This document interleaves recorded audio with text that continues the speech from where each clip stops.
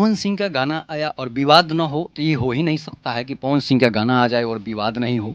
ये कोई सोच भी नहीं सकता है कि पवन सिंह का गाना आए और विवाद नहीं हो। मैं आपको इसलिए बता रहा हूँ कि अब गोलू राजा ने आरोप लगा दिया है कि पवन सिंह ने मेरे गाने चोरी करके गा दिए हैं। तो भाई पवन सिंह तो चोरी करते नहीं हैं, पवन सिंह तो चोर हैं नहीं। चोर में खेसारी लाल का नाम आता है कि दूसरे दूसरे छोटे छोटे कलाकारों के गाने जो है उठा के गा देते हैं और खेसारी लाल का भाई हिट हो जाता है गाना, छोटे कलाकार पड़े रह जाते हैं। ये छोटे कलाकारों को दबाने की कोशिश होती है। लेकिन पवन सिंह क्या किए हैं कि पवन सिंह की गलती नहीं है। अगर चोरी करके अगर गाने का जो सवाल उठता है उसमें क्या है कि आशुतोष तिवारी हैं। लेखक जो गाने का कौन है? आशुतोष तिवारी है। आशुतोष तिवारी जब गाना लिखते हैं तो गोलू राजा को देते हैं। जब ये गोलू राजा इस गाने को गाते हैं तो गोलू राजा का व्यूज जो है कम आता है, कम से कम 2 लाख से 3 लाख जो है गोलू राजा का व्यूज आता है। राजा जी के दिलावा तुरल हुए जान। तो अब क्या होता है कि आशुतोष तिवारी को लगता है कि गाना बेटर है और इस गाने को पवन सिंह से गवाया जाए। इसलिए गोलू राजा का एक और पहले भी गाना आया था कि पियवा से पहले हमार रहलू, जिसको रितेश पांडे ने चोरी करके गा दिया था। इसलिए कि गोलू राजा से बिना पूछे गा दिया था और इस गाने में पवन सिंह जो है वो गोलू राजा से ही आदेश लेकर गाए हुए हैं।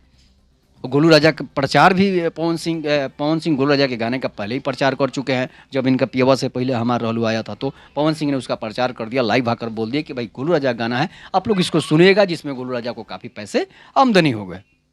अब क्या होता है कि पवन सिंह इस दिलवा तुरल हुए जान पर आते हैं तो इसमें क्या होता है कि आशुतोष तिवारी जो है वो अपने फ़ायदा के लिए जो है वो पवन सिंह को गाने गवा देते हैं। और पवन सिंह का जब गाना आता है तो गोलू राजा भी पीछे पीछे उसमें खींचे चले जाते हैं और गोलू राजा के गाने का भी 31 मिलियन के करीब या 31 लाख व्यू चला गया है।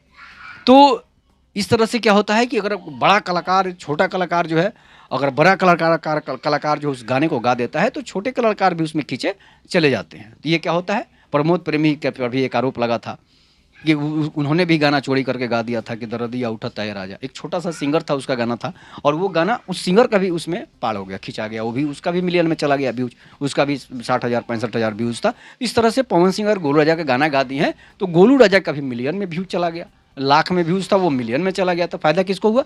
गोलू राजा का हुआ। गोलू राजा भी चर्चित हो गए। गोलू राजा तो अभी फिलहाल बैठे हुए हैं, गाना गाते हैं तो चर्चित नहीं होता है जितना कि स्टेज प्रोग्राम में चर्चित हो जाते हैं।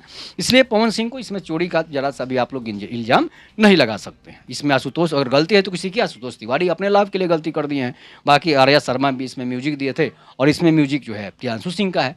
तो ये चीज़ होता है कि आपस में अगर बड़े बड़े कलाकार या छोटे कलाकार अगर गाने को भी गाते हैं तो उसमें एक फ़ायदा हो जाता है छोटे कलाकार को। तो इसमें पवन सिंह पर आप क्या आरोप लगा सकते हैं कि पवन सिंह ने गलती की है? नहीं, पवन सिंह का कोई इसमें गलती नहीं है। तो इस पर आप अपनी प्रतिक्रिया जोड़ दीजिएगा। तब तक के नमस्कार, जय हिंद, जय भारत, जय श्री राम।